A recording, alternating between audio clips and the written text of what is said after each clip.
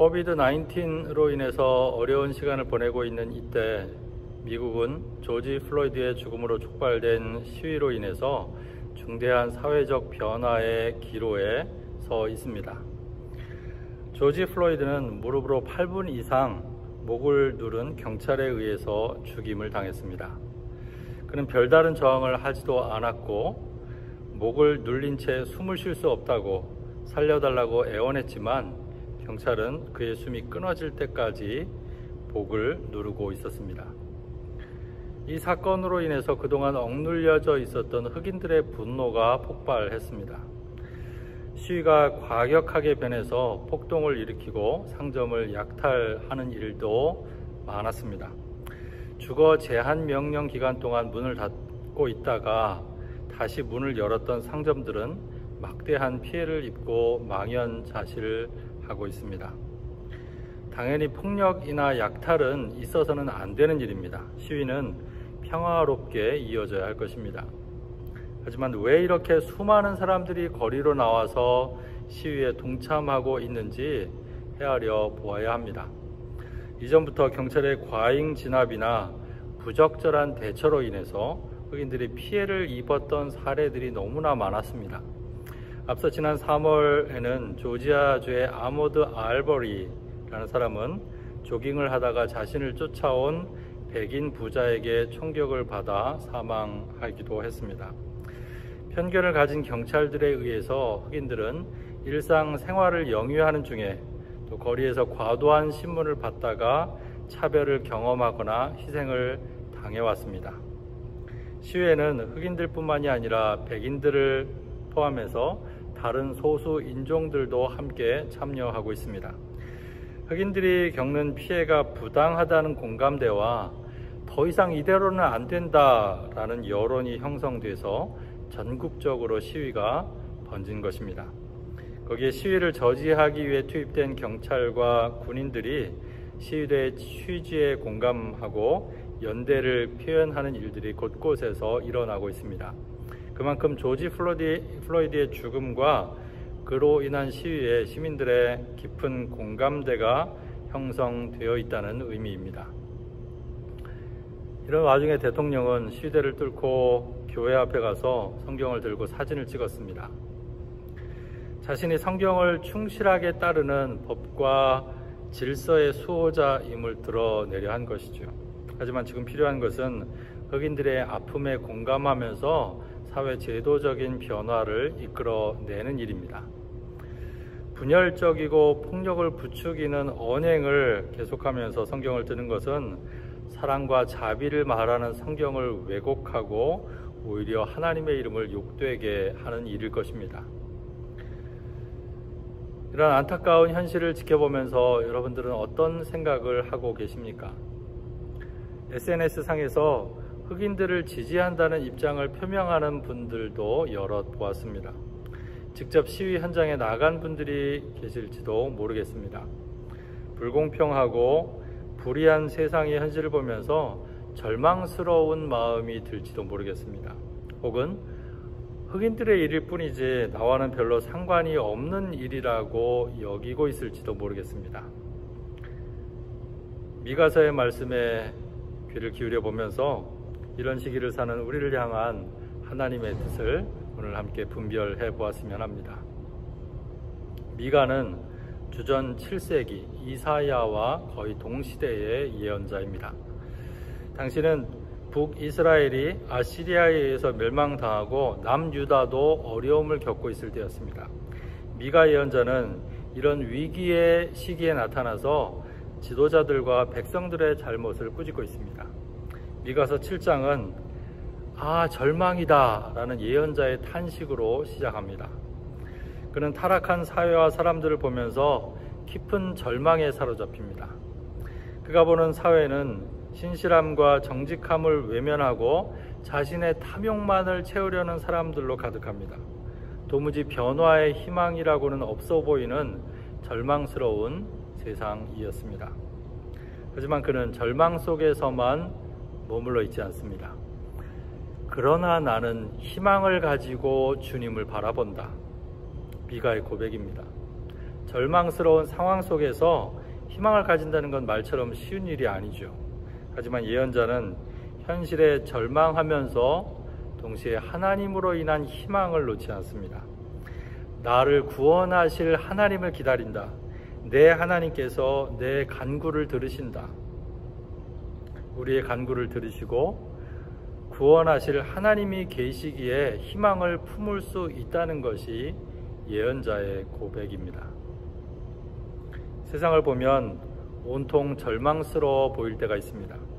인간의 지혜로는 풀 수 없을 것 같은 문제들로 가득해 보입니다. 부조리와 불의로 가득 차 있고 악의 힘은 너무나 견고해 보입니다.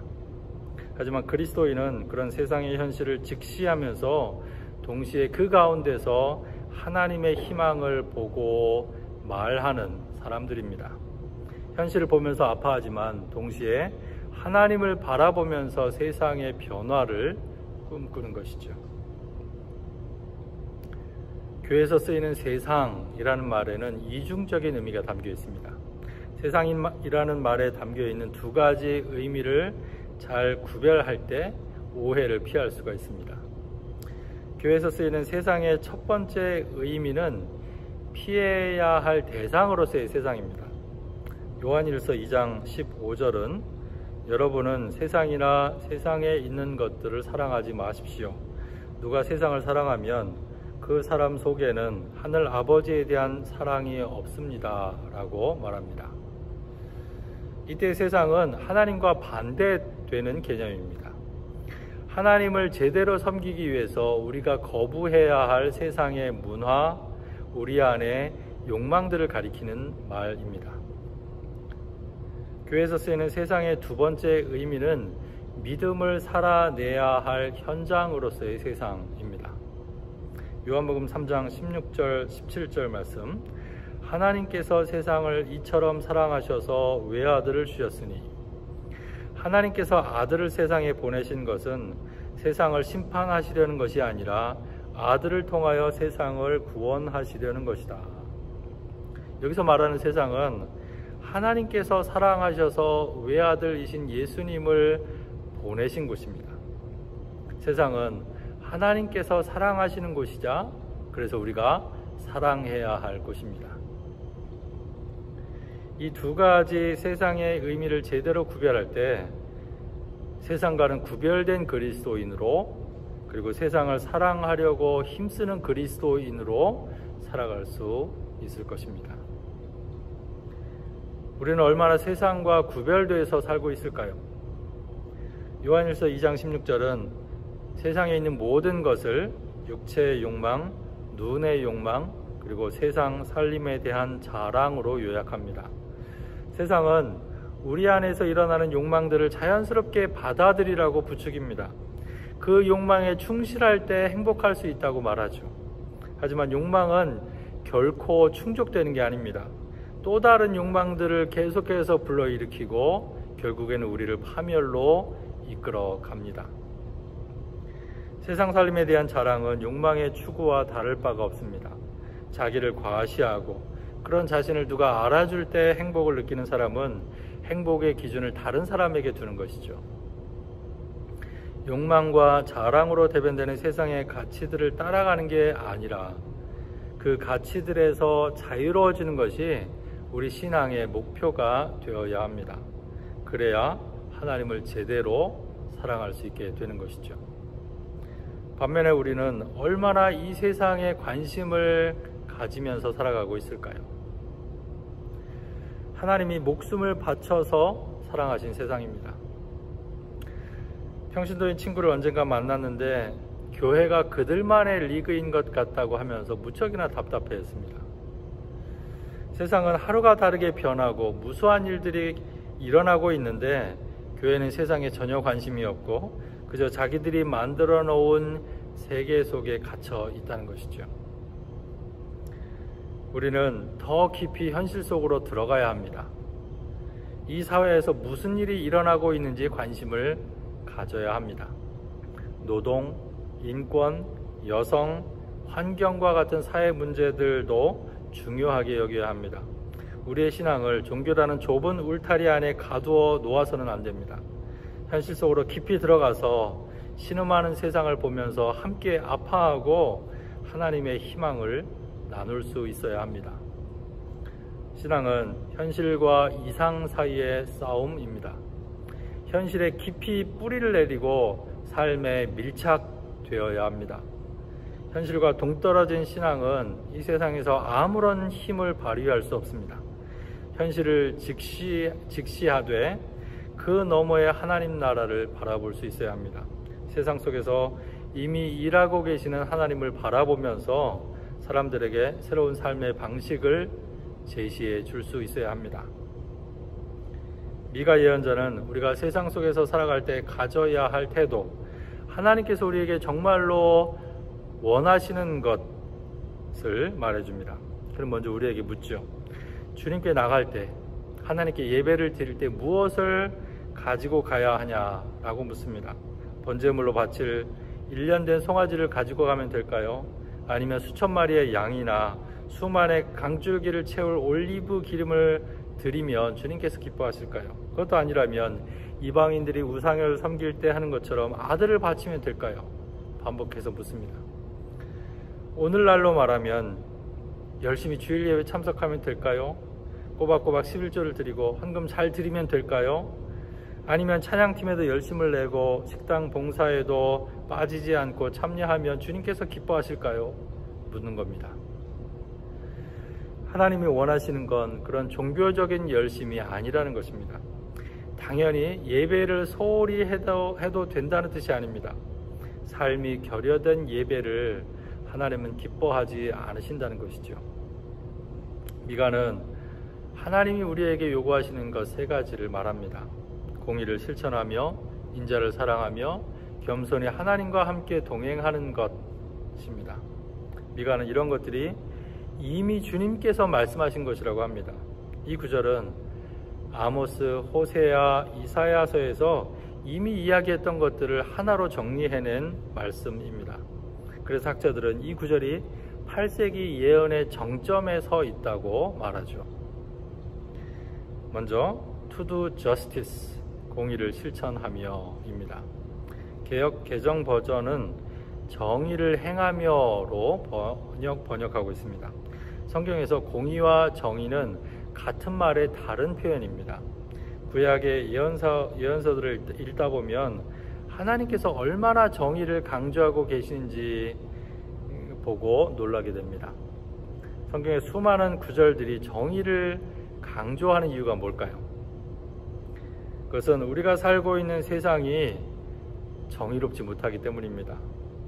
미가 예언자가 살던 시대를 묘사하는 말들은 지금 우리가 사는 시대에 그대로 적용이 됩니다. 힘 있는 사람들이 힘 없는 사람들을 억압하고 사회의 정의를 집행해야 할 사람들이 더 불의한 일들을 저지릅니다. 어디나 차별과 혐오, 폭력의 그림자가 넘실댑니다. 하나님은 이런 세상이 정의로워지기를 기대합니다. 특별히 정의롭지 못한 세상 속에서 고통받고 있는 가난하고 힘없는 사람들을 하나님은 편애하십니다. 그래서 하나님을 따르는 사람들은 정의에 관심해야 하는 것이죠. 여기서 중요한 것은 to do justice, 정의를 행해야 한다는 것입니다. 정의에 대해 관심하고 정의에 대해 말하는 것에 그치는 것이 아니라 행해야 합니다. 이 사회의 불의를 정면으로 대면하고 그 불의 가운데서 신음하는 사람들의 목소리에 귀를 기울여야 합니다. 할 수 있는 작은 일에서부터 세상이 정의롭게 되도록 힘쓰고 사회의 구조와 제도를 바꾸는 일에도 힘을 보태야 합니다. 두 번째는 to love kindness, 인자를 사랑하며입니다. 인자의 원어는 헤세드라는 말입니다. 헤세드라는 말을 인간 관계에 적용하면 강한 충성심을 동반한 사랑을 의미합니다. NIV 버전은 to love mercy로 번역해 놓았습니다. 공동 번역 버전은 기꺼이 은덕에 보답하는 일이라고 번역해 놓았습니다. 자신에게 주어진 삶을 하나님의 은총으로 여기면서 그 은혜에 보답하는 마음으로 다른 사람들에게 사랑과 자비, 친절을 베풀면서 살아가는 것입니다. 내가 만나는 사람들과 사랑의 관계를 맺어가는 것이죠. 지극히 보잘것없는 사람 하나에게 한 것이 곧 나에게 한 것이라는 하나님의 말씀을 기억하면서 말입니다. 가깝게 지내는 사람에게 그렇게 노력하면서 하다가 잘 알지 못하는 사람에게까지 점점 넓혀가는 겁니다. 예배 시간에 나누던 평화의 인사를 기억하시죠? 그 시간은 이 말씀을 훈련할 수 있는 좋은 장이었습니다. 아는 사람, 아직 모르는 사람, 가까운 사람, 먼 사람의 거리를 재지 않고 마음을 열고 먼저 다가가는 겁니다. 우리가 한 공동체로 부름받은 사람들이라는 믿음의 고백을 따라서 서로에게 평화를 빌어주는 것이죠. 그러다 보면 조금씩 더 많은 사람들을 사랑하고 섬길 수 있는 품이 생기게 되는 것입니다. 새로 오는 신입생들을 맞이하는 멘토링 파티 정착 사역에도 이 말씀을 적용해 볼 수 있습니다. 정착 사역을 할 때마다 우리가 교회라는 것을 드러내야 하는지 또 전도를 해야 하는지 우리 안에서 설왕설래합니다. To love kindness, 이 말씀을 기억하면 됩니다. 정착 사역은 교회의 색깔을 배제하고 베푸는 단순한 선행도 아니고요, 전도하기 위해서 던지는 미끼 같은 것도 아닙니다. 그 자체로 사랑을 나누는 하나님 말씀의 실천이 됩니다. 낯설고 물서른 타지에서 첫걸음을 시작하는 이들을 우리가 받은 하나님의 사랑으로 정성껏 섬기는 것입니다. 그러면 나머지는 하나님께서 적당한 때에 일하실 것입니다. 마지막 세 번째는 To work humbly with your God, 겸손히 하나님과 함께 걸어가는 것입니다. 하나님과 함께 걷는다는 게 어떤 걸까요? 그 반대를 생각해 보면 됩니다. 메시지 성경은 이 부분을 재미있게 번역해 놨습니다. Don't take yourself too seriously. Take God seriously. 자신에게 너무 집중하지 말고 하나님께 집중하라는 겁니다. 자신을 중심에 두고 자신에게 지나치게 관심하는 대신에 하나님을 중심에 모시고 하나님께 좀 더 주의를 기울이면서 살아가는 것입니다. 자신에게 지나치게 집중할 때 하나님은 잘 보이지 않게 됩니다. 자기 문제에만 붙들려서 살아갈 때 하나님의 뜻은 우리 관심 밖으로 밀려나게 되죠. 그러면 하나님과 함께 살아가는 일은 불가능하게 됩니다. 여기에 겸손하게라는 말이 덧붙여지죠. 원어에 사용된 말은 겸손하게라는 뜻도 있지만 신중하게 혹은 조심스럽게라는 의미가 더 강합니다. 그래서 공동 번역 버전은 조심스레 하나님과 함께 살아가는 일이라고 번역해 놓았습니다. 겸손과 조심스러움을 강조하는 이유는 하나님과 함께 걷는 일이 쉽지 않기 때문입니다. 몰라서 못할 때도 있고 알지만 어려워서 못할 때도 있습니다. 그래서 하나님께 더 마음을 모으고 주의를 기울이는 일이 필요합니다. 하나님과 함께 걸으려면 말씀을 묵상하고 기도를 통해서 하나님의 뜻을 분별하는 시간이 반드시 있어야 합니다. 그럴 때 자신을 비워내고 겸손한 마음으로 하나님과 함께 걸어갈 수 있는 것이죠. To do justice, 정의를 행하고 To love kindness, 우리의 이웃들에게 하나님께 받은 사랑과 자비와 친절을 베풀고 To work humbly with your God, 하나님과 겸손하게 동행하는 것, 그것이 하나님께서 우리에게 바라시는 삶입니다. 삶과 분리된 예배, 종교적인 열심만을 강화하는 대신에 세상의 한복판에서 하나님의 뜻을 분별하고 이웃들과 함께 하나님과 함께 살아가라는 명령입니다. 조지 플로이드가 목에 눌려 죽어갈 때 그 앞에서 군중들이 접근하지 못하도록 막아서고 있던 아시안 경찰을 기억하실 것입니다. 그는 몽족 출신의 투 타오라는 사람입니다. 그는 직접 살해에 가담하지는 않았지만 그 살인을 묵인하고 방조한 대가로 직위에서 해제되고 2급 살인 혐의로 기소되었습니다. 경찰과 군중 사이에서 서성거리던 그의 모습은 아시아계 미국인들 사이에 존재하는 엔티 블랙니스, 반흑인 정서를 상징하는 것처럼 사람들에게 비춰졌습니다. 미국에 정착한 아시안 이민자들 역시 흑인들과 마찬가지로 이 땅에서 차별을 받았습니다. 하지만 이들은 그 차별에 저항하는 대신에 순응하는 법을 배웠습니다. 그리고 성실하게 노력해서 미국 사회에서 어느 정도의 안정과 성공을 이뤘죠. 그러면서 자신들은 흑인들과 다르다고 여겼습니다. 그리고 백인들의 시각에서 흑인들을 바라보았죠. 자신들도 인종차별을 겪지만 흑인들이 겪는 차별을 묵인하고 동조하기도 했습니다. 아메리칸 드림은 미국 주류 사회에서 인정받고 자리 잡기 위한 개인의 성공에만 초점이 맞추어져 있었습니다. 흑인들이나 소수자들의 권익을 위한 노력에는 별 관심이 없었습니다. 불이한 사회 구조나 제도를 고치는 일에도 마찬가지였습니다. 그저 열심히 일해서 잘 사는 것이 유일한 관심인 것처럼 보일 때가 많았습니다. 이방인으로 타지에서 살아남는 것이 결코 쉬운 일이 아니라는 것을 잘 압니다. 그래서 어느 정도 수긍이 가는 면이 있습니다. 하지만 하나님의 말씀 앞에 우리를 세워보면 그것이 부끄러운 모습이었음을 알게 될 것입니다.